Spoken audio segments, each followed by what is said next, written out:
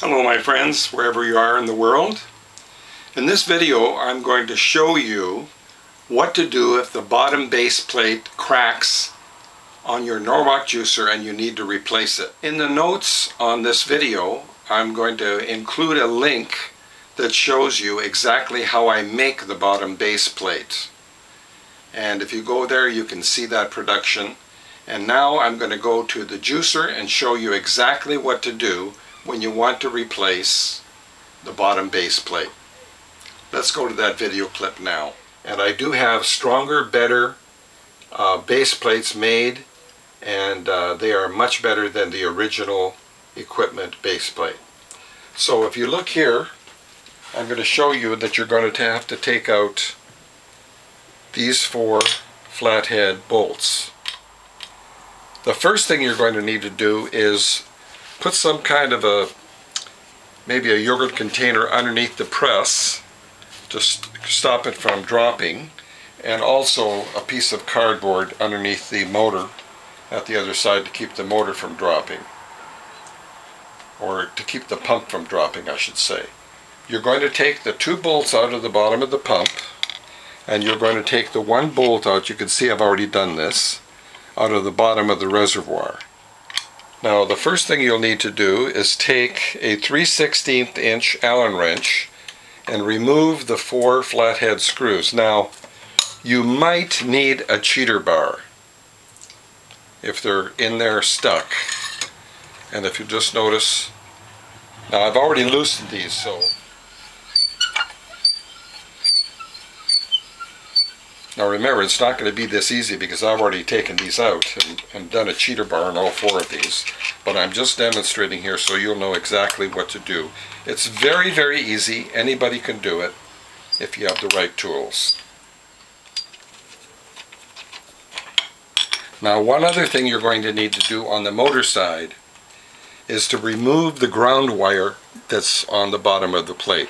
And once you've removed the plate, and you can see it's broken here. Usually it breaks on the press side. I've never seen it break on the other side, but I guess it could happen. And once you have it, you can remove the base plate. And I'll put it over here. And you'll take a look. There's the reservoir. Here's the motor. And here you see the piece of cardboard that I put under the pump just to keep everything from falling. So there you have it, my friends. The next step is going to be putting the new press plate on this, and we'll show that to you in the next clip. Here's the finished base plate for a Norwalk juicer that's better and stronger than the original equipment that often breaks. And we've installed the flanges that hold on the sheet metal. And they are removable if they ever get damaged by using a small Allen wrench and these screws that hold them on. Every so often a screw gets corroded or it gets drilled out and the hole is too big, so it's very easy to replace these. There you have it, my friends. Better, stronger, guaranteed for life. It will never break, and if it does, it gets replaced for free. If you'd like to contact me. Okay, my friends, here we have the Norwalk juicer with the old broken bottom plate removed. And what I'm going to do is I'm going to lift out the reservoir and the pump, and I'm going to go over here and place it on the new improved base plate. So let's go over here. I'm going to lift this out and turn it upside down, and I'm going to place it in the new plate. What I'm going to do is try to find the hole on the bottom for the reservoir. It may be a little tricky to line that up. And if we're lucky, it'll go right in, as it did. Oh, we got lucky this time.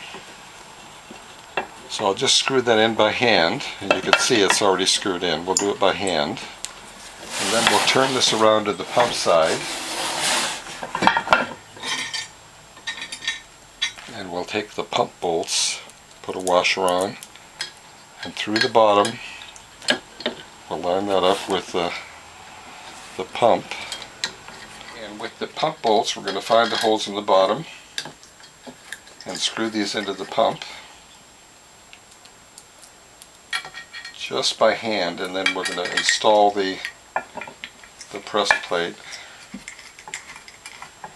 Now I'm going to lift this up and we'll move this over to the juicer. Remember, these are hand tight. And we're going to lift this into place.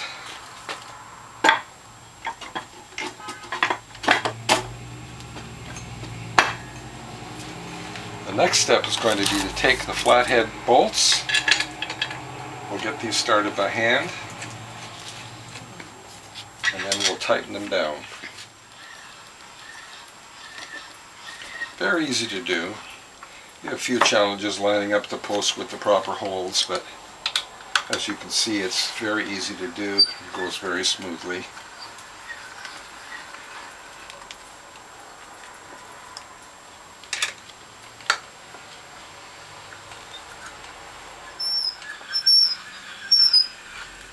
Now, one thing I'm going to do to make sure these are as tight as they can be is I'm going to use what's called a cheater bar.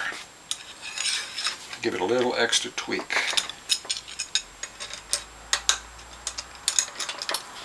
Make sure these are tight.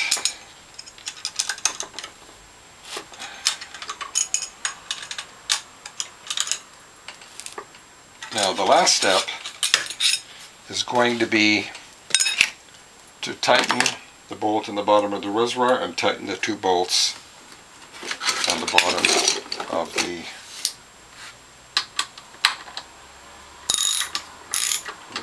pump.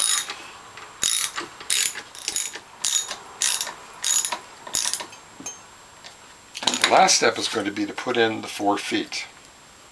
Let's do that now.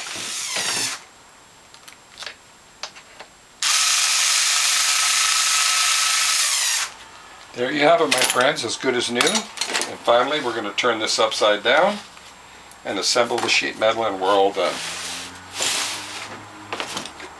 Okay, the very last step is going to be to drill pilot holes for an 832 screw into all the sheet metal where, come and do a close-up here.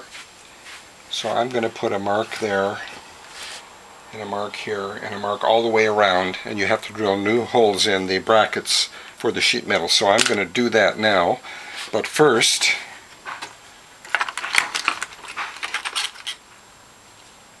as a guide for the drill bit. I've already done that around the front, so we're going to do that now, and we'll do the pilot hole for the screw here.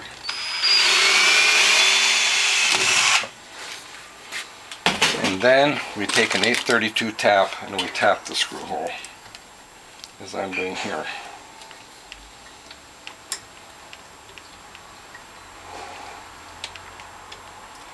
Tap it in, back it off a little bit to clear the threads out.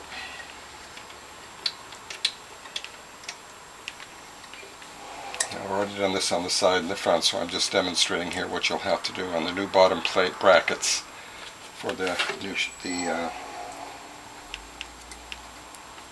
sheet metal. And we'll take a couple of 832 screws and put them in their place. There we have the final step, my friends. Hope you like what you see.